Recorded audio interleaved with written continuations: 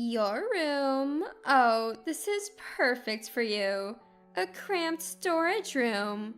Just what a poor person deserves.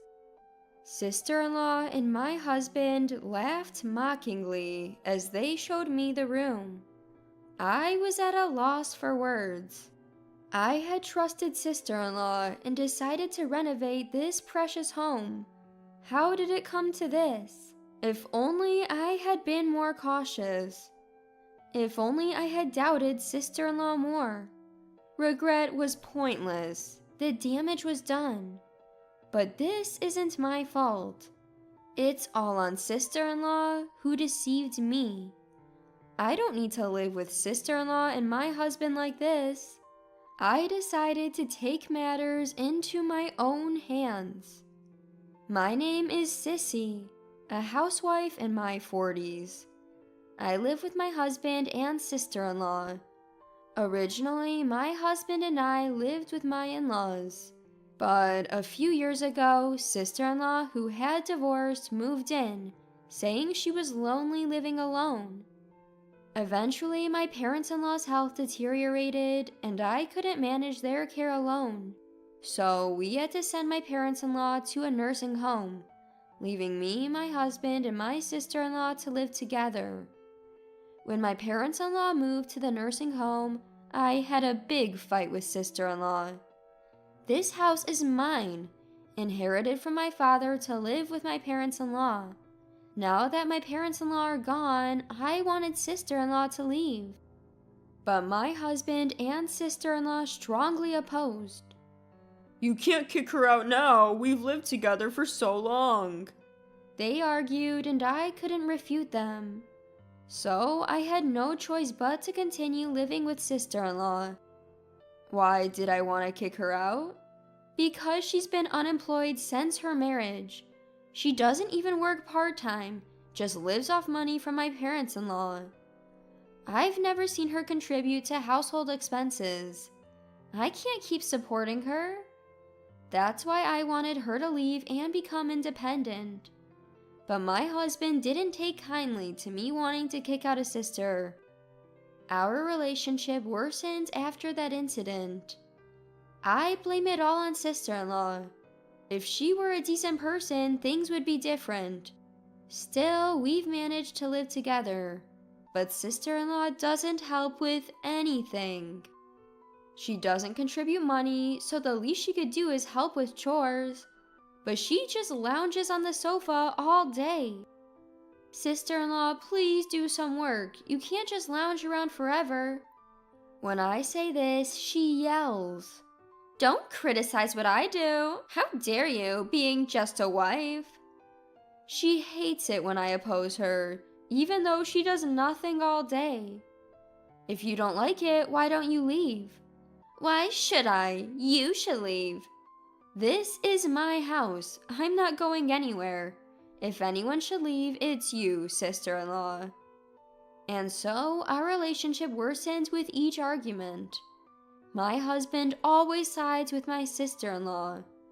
Whenever sister-in-law tattles on me, he says, "What's your problem with my sister? Just because you own the house doesn't mean you can act all high and mighty." Living sandwiched between my sister-in-law and my husband is unbearable. I've been racking my brain to find a way to kick sister-in-law out, but I can't come up with a good plan. What if I grow old and still can't mend my relationship with sister-in-law? What if I have to keep putting up with her unemployment? The thought keeps me up at night. My husband sides with sister-in-law, so I have no one to confide in, and my mental health is deteriorating. I thought about consulting my parents-in-law, but ever since hearing they were enjoying their retirement, I hesitated to burden them with my problems. One evening at dinner, sister-in-law said, "I have something to discuss." I braced myself for bad news, but sister-in-law suggested renovating the house. The house, inherited from my father, was showing its age and had some issues. I had been meaning to fix it, but hadn't found the time. When I told sister-in-law, she said, "Leave it to me," and offered to find contractors. Sister-in-law had never shown initiative before, but knowing she was thinking about the house changed my perspective. Maybe this was an opportunity for her to reconsider her actions. So I entrusted the renovation to sister-in-law. At first, I kept an eye on her, but things started to look suspicious. She found contractors that were suspiciously cheap or known for shoddy work. When I questioned her commitment, she fake cried and complained to my husband. He misunderstood and scolded me, saying, "How could you treat my sister like that when she's trying to help?" From then on, anytime I confronted sister-in-law, she threatened to tell my husband. He started to view me negatively and would scold me without even listening. I thought about canceling the renovation, but was met with strong opposition from both sister-in-law and my husband. Your precious home may be in serious trouble if things continue like this. I continued to work hard, even as new worries piled up. I was already stretched thin and started to feel the physical toll. I even used the time I didn't have to spare to look for a contractor. Eventually, I lost the energy to confront sister-in-law. When she suggested sketchy contractors, I'd say, "If you think it's fine, then it's fine." Sister-in-law seemed pleased and took over the entire renovation process. After spending a few days in a business hotel, I received a message from sister-in-law saying the renovation was complete. The house looked surprisingly good and fit well into the neighborhood. Maybe I had been worrying for nothing. Maybe I had misunderstood sister-in-law. Maybe I had misunderstood too much about sister-in-law. In reality, she's a nice person if you talk to her properly. So maybe we've just kept running into each other. I decided to mend our relationship. Let's try to make progress little by little. And walk down the new hallway. Sister-in-law, where's my room? I was tired from the hotel stay and wanted to rest. Sister-in-law stopped in front of a storage room. Your room? Ah, this is perfect for you. A cramped storage room. Just what a poor person deserves. Saying that, sister-in-law opens the door. She opened the door to reveal a small, dim room. I saw my husband laughing out of the corner of my eye. He must have known this would happen. You think I'd let a wife like you have a decent room? You're such an idiot. Sister-in-law laughed. My husband joined in. I was at a loss for words. Why did I ever agree to the renovation? If I had been more cautious, if I had doubted sister-in-law more, this wouldn't have happened. I regretted letting them have their way with the house my father gave me, and resentment towards sister-in-law and my husband surged within me. I felt foolish for thinking we could reconcile. Sister-in-law and my husband were hopeless. Fine, I'll leave then, I said and turned around. My sister-in-law and her husband tried to stop me, looking panicked by my unexpected move. Hey, you're just gonna walk out on your home like that? This is your family home, isn't it? Yeah, if you leave, this house will be ours, fair and square. What are you talking about? If I leave, I'm selling the house. Hearing this, both of them gasped in disbelief. Unbelievable. They didn't even understand something so basic. This house was bought by my father and passed down to me. I'm the legal owner. It's my call whether to sell the house or not. I have no reason to own a house I'm not living in, so selling it is the obvious choice.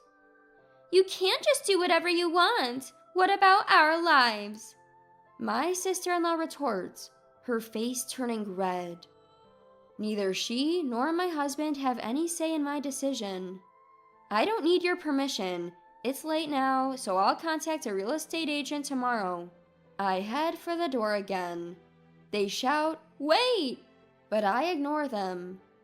Later, I move to a weekly apartment and start planning my next steps.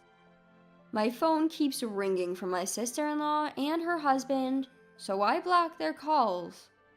Idiots who don't even understand their own situation. How did they think they could live in that house? Did they imagine my parents-in-law bought it for them? My parents-in-laws aren't wealthy. Even if they passed away, they leave only a small inheritance.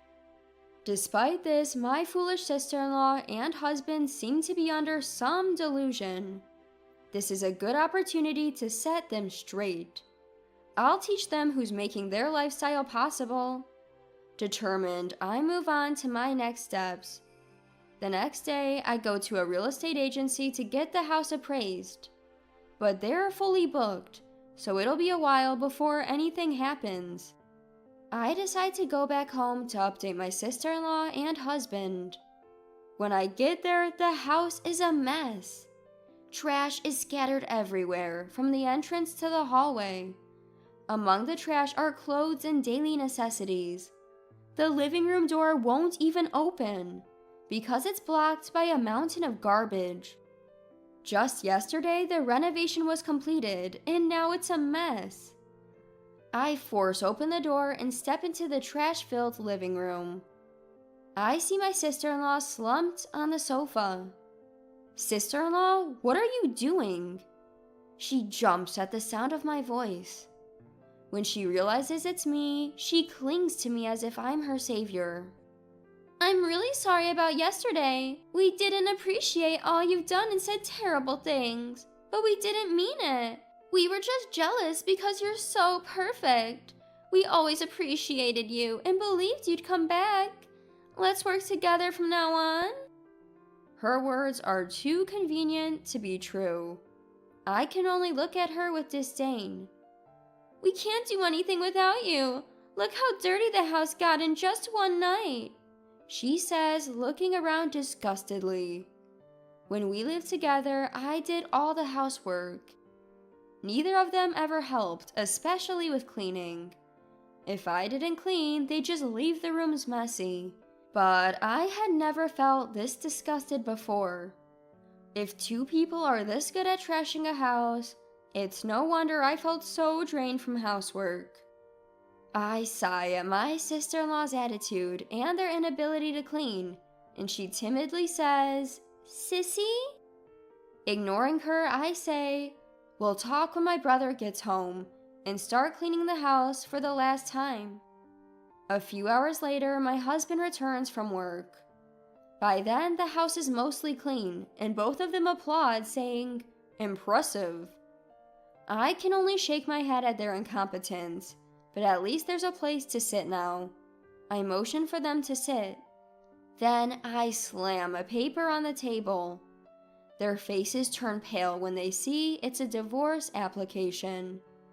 "Wait, sissy, this is a joke, right? You're not planning to abandon us?" "Yeah, how will we survive without you?"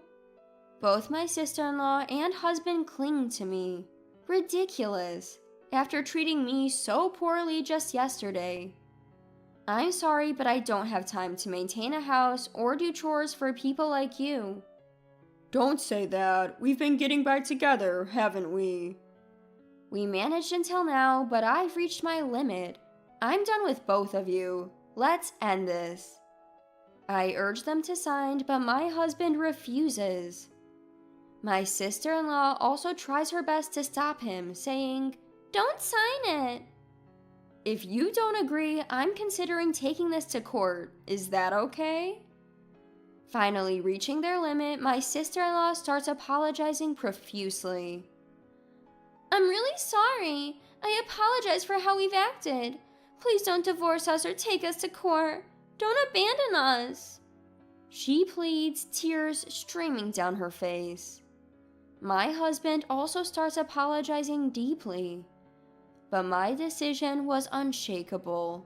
After that, we continued divorce negotiations through lawyers.